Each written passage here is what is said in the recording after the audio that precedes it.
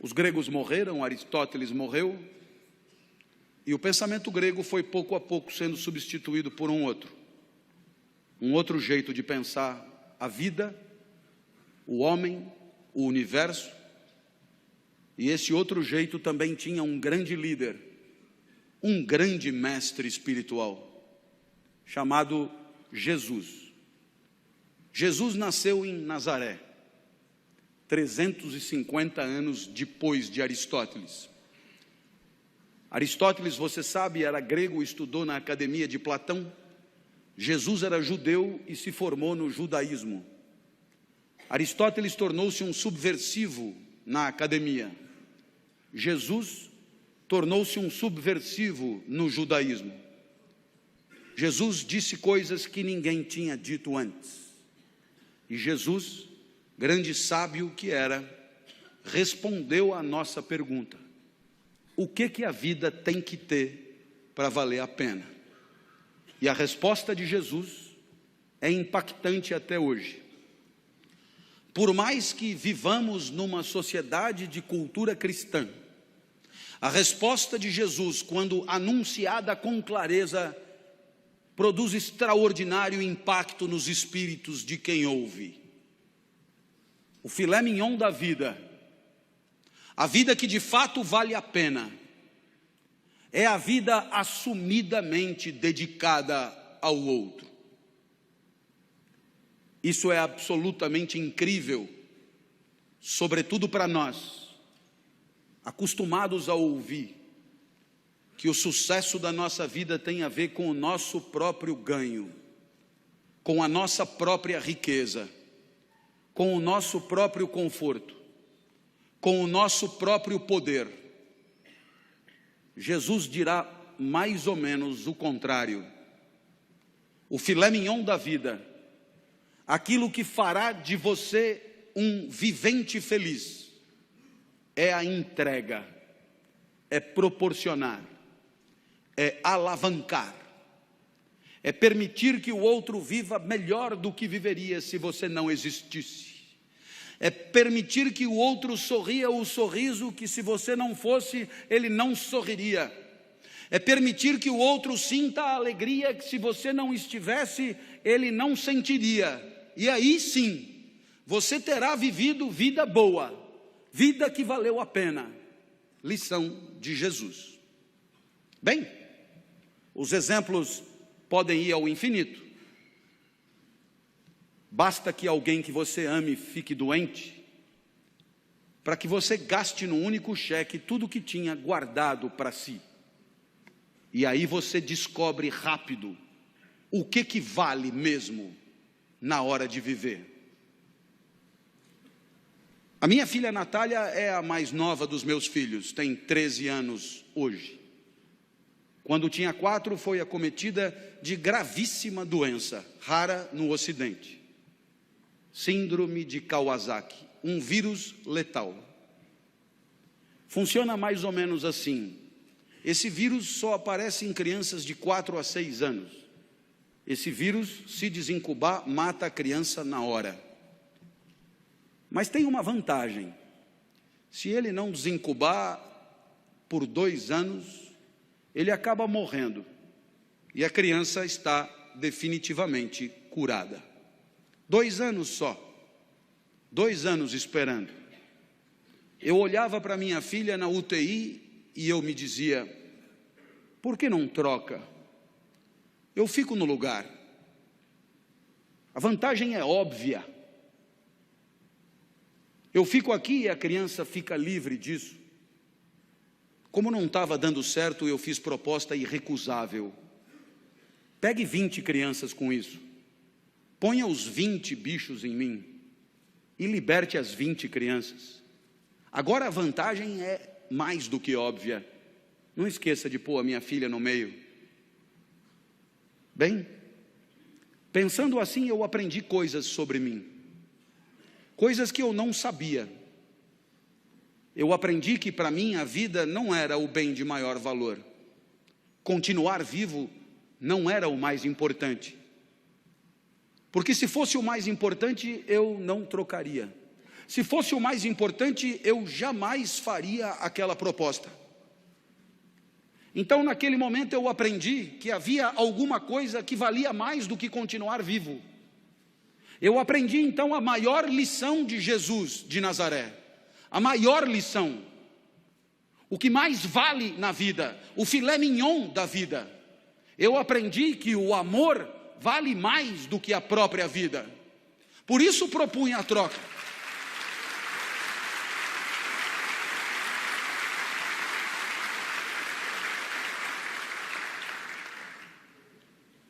Mas é claro que por onde você andar, você encontrará o mesmo fenômeno.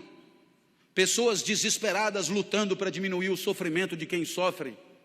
Na Boate Kiss em Santa Maria, nos desmoronamentos em Petrópolis e Teresópolis, nos incêndios em São Paulo, pessoas completamente despreparadas se atiravam no perigo em nome da proteção da vida alheia. Você encontra isso por onde você andar.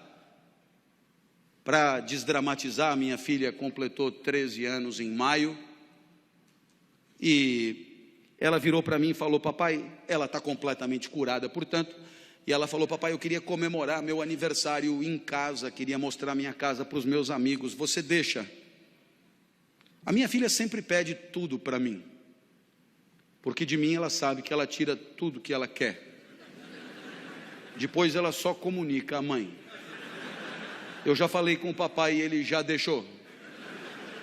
Vieram 39, subiram no mesmo elevador, invadiram o apartamento no mesmo segundo. E quando eu vi aquele enxame de criança entrando em casa, me lembrei de uma poetisa búlgara que dizia mais ou menos assim: criança pequena é como água, ocupa todos os espaços. Eu me tranquei no quarto, mas a poetisa tem razão, todos os espaços. Papai, queremos brincar aí também. Minha filha, para onde você quer que eu vá?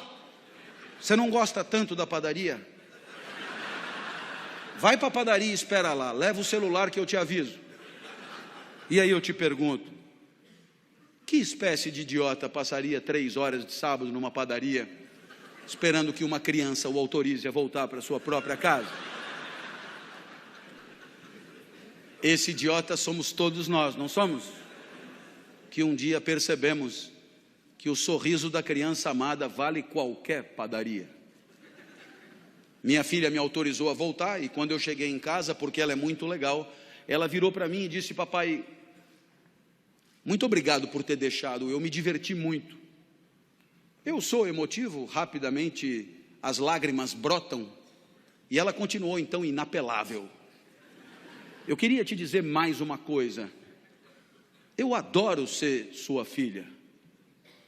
Nossa, eu para ouvir aquilo passaria uma semana na padaria. Eu acho que eu abriria uma padaria. Nesse momento você poderia imaginar que o exemplo de Jesus encontra abrigo em situações de afetos familiares. E você poderia imaginar que aqui é trabalho, evento profissional, competidores à flor da pele, com sangue no olho e faca nos dentes. A lição de Jesus não encontraria lugar aqui. Eu tendo a discordar. Há 30 anos, como professor universitário, me perguntam por que escolhi essa profissão. E eu costumo brincar dizendo que Jesus explica. Porque se a vida boa é a vida dedicada aos outros, se o filé mignon da vida é a vida onde cada jaula e cada caloria é destinada a alegrar quem está na frente, se a vida boa é a vida em que o outro e o seu desabrochar são o maior valor, admita que a minha profissão é imbatível. Tudo é pelo aluno, é para o aluno, é em função do aluno. É o aluno que aprende, é o aluno que se forma, é o aluno que se capacita, é o aluno que se prepara, é o aluno que se posiciona no mercado, é o aluno que volta para você depois que está trabalhando para continuar estudando. Tudo é por ele, cada aula preparada, cada livro escrito, cada ensinamento dado é para que ele possa pensar melhor e viver melhor. Nada volta, nem salário tem. É evidente que é pelo aluno. Mas eu falo do professor a título de exemplo. Todas as demais profissões podem ser assim. Quando o médico volta para casa à tarde e às 4 da manhã é acordado, ao se levantar, ele talvez ganhe mais do que o professor, mas não é por causa disso que ele levanta. Nem ele, nem o dentista, nem o advogado, nem o psicólogo, nem ninguém. E aí eu costumo dizer, disse até uma vez num evento de mídia que depois na internet atravessou o país, que trabalhar é quebrar o galho de alguém. Trabalhar é quebrar o galho de alguém com conhecimento de causa. Trabalhar é quebrar o galho de alguém com formação. Trabalhar é quebrar o galho de alguém com método, com expertise, com protocolo. Mas trabalhar é, antes de tudo, quebrar o galho de alguém. Feliz daquele que consegue enxergar na alegria do outro o resultado das suas ações, do seu investimento, da sua dedicação e do seu empenho. E é evidente que alguém como você, que trabalha com um valor maior de felicidade, que é a segurança, é evidente que alguém como você tem claro no seu espírito que se você se empenha por progredir, por ampliar seus negócios, por servir ao maior número de pessoas, muito antes do que pensar no próprio enriquecimento, muito antes de pensar no próprio acúmulo de recursos, muito antes de pensar na própria fatia de mercado, muito antes de pensar em si, você sabe o quão bem você faz às pessoas que bateram à sua porta. Você sabe o quanto as pessoas confiaram em você para bater à sua porta. Você sabe o quanto as pessoas que não dominam o setor como você domina, confiaram em você para entregar a você a segurança daqueles que ela mais ama, seu maior tesouro, seu bem mais precioso. E você enxerga isso, entende a responsabilidade que é a sua, e sabe que a tua maior responsabilidade não está na simples ampliação dos teus negócios, mas está na proteção daqueles que acreditaram em você, na proteção daqueles que em situação de não defesa, de situação de insegurança, vieram bater a porta e confiaram nos serviços que oferecem. Portanto, você entende que só isso dará a você a dimensão do sentido do trabalho, o sorriso do outro, muitos outros, mas muitos outros, famílias inteiras, enorme quantidade de gente que sorri um pouco mais, por se sentir um pouco mais seguro. Aí está o sentido do seu trabalho. O resto é tabela, números, gráficos, de frieza impiedosa, e que pouco ou nada justificariam o seu empenho extra, a sua dedicação extra, porque é exatamente olhando no olho daqueles que confiam em você, que você se sente importante, e não contribuindo com números frios e porcentagens que nelas mesmas nada querem dizer. Essa é a lição de Jesus de Nazaré. Até porque você um dia vai perceber que não precisa jantar 5 vezes na mesma noite. Jante só 4. Vai fazer bem para você. E você terá gente feliz do lado, gente que não ia comer, te fazendo companhia. Uma homenagem a Jesus, segundo o sábio do nosso encontro.